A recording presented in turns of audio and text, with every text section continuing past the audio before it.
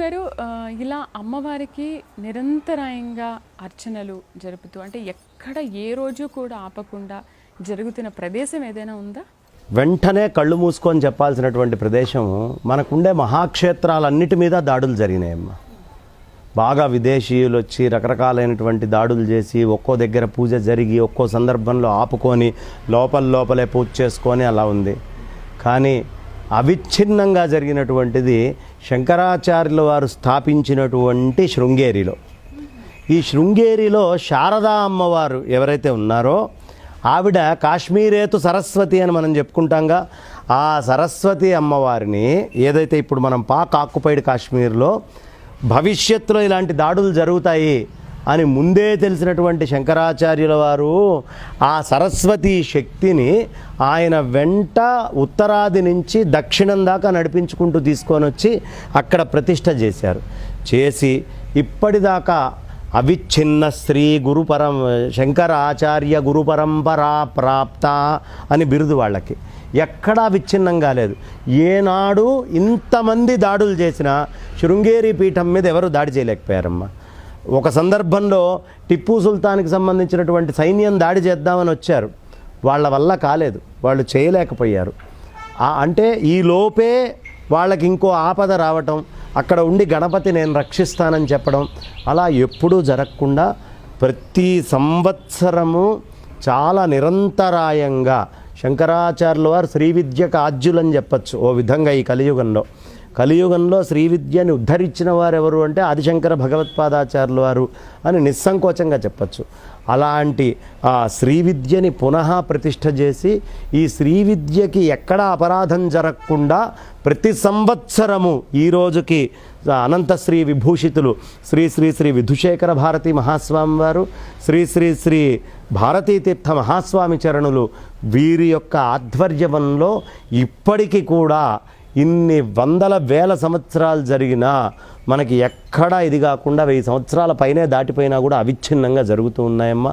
అలాగే పీఠ పరంపరలో ఉండేటటువంటి అన్ని చోట్ల నల్లకుంట శంకర మఠంలో కానివ్వమ్మ, లేదు ఇంకా మిగతా అన్ని చోట్ల అక్కడ ఏది నిర్ణయిస్తారో అసలైన చాముండా క్షేత్రంలో ఏది ఈ మైసూరు దగ్గర ఉన్నటువంటి ఎక్కడ అమ్మవారై వాళ్ళని నిర్జించి చంపింది అని చెప్తారో ఆ మంగళూరు దగ్గర ఉండే మైసూర్ ప్రాంతంలో ఈ రోజుకి శృంగేరి సంప్రదాయం ప్రకారమే అక్కడ అర్చనలు పూజలు అన్నీ కూడా జగద్గురువుల యొక్క అక్కడ జరిగే విధానంలోనే ఇక్కడ జరుగుతూ ఉంటాయి. దాదాపుగా చిన్న మార్పులతోటి మనకు కూడా. కాబట్టి అమ్మవారిని కలియుగం అయిపోయిందాకా నువ్వు ఇక్కడే ఉండాలని శంకరాచార్యుల వారు వనదుర్గా మంత్రంతో బంధించి తీసుకొని వచ్చి మనందరి కోసం ప్రతిష్ఠ చేసినటువంటి ప్రదేశం శృంగేరి.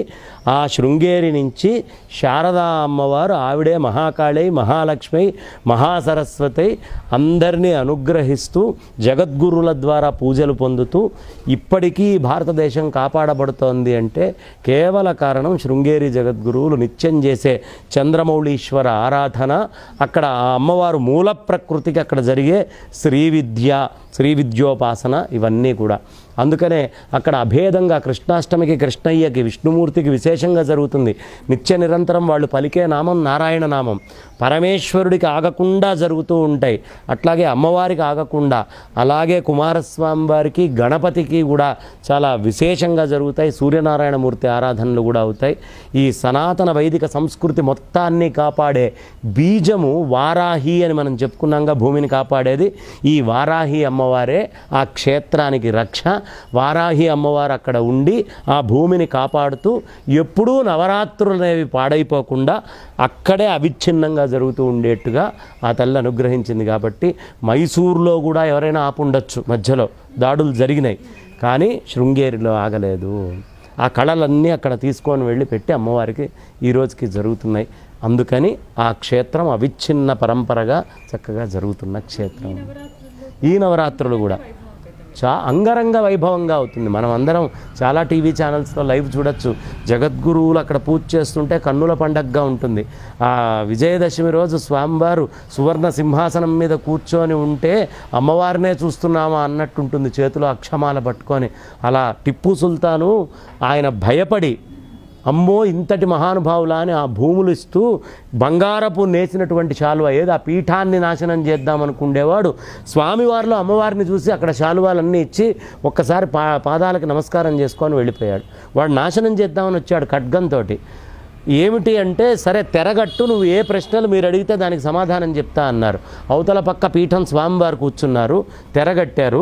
యువతల పక్క టిప్పు సుల్తాన్ మంత్రులు వీళ్ళందరూ కూడా కూర్చొని వీళ్ళు ప్రశ్నలు వేస్తుంటే ఆడగొంతులో సమాధానాలు వస్తున్నాయి. ఏమిట్రా ఆడగొంతులో సమాధానాలు వస్తున్నాయని కోపంగా కత్తి తీసి ఆ మధ్యలో ఉండే తెరను ఒక్కసారి కోస్తే అక్కడ 8 చేతులతోటి అమ్మవారు అలా కూర్చొని భయంకరంగా మాట్లాడితే మూర్ఛపోయి అక్కడ ఇచ్చాడు అమ్మవారికి శాలువాలు అవన్నీ కూడా సమర్పించడం. ఈ రోజుకి అమ్మ అలా తిరిగి సంచరించేటటువంటి ప్రదేశము, దాడి చేద్దామనుకునేవాడు కూడా దాడి చేయలేనటువంటి ప్రదేశం ఏదైనా ఉంది అంటే అది శృంగగిరి, ఆ ఋష్యశృంగుడే. అంతెందుకు శృంఖలాదేవికి కూడా ఎవరయ్యా అంటే ఋష్యశృంగుడే మూల కారణం శృంఖలాదేవికి.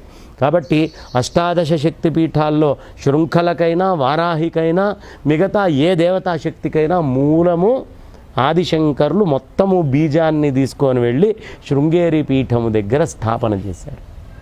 అది మూలమమ్మ.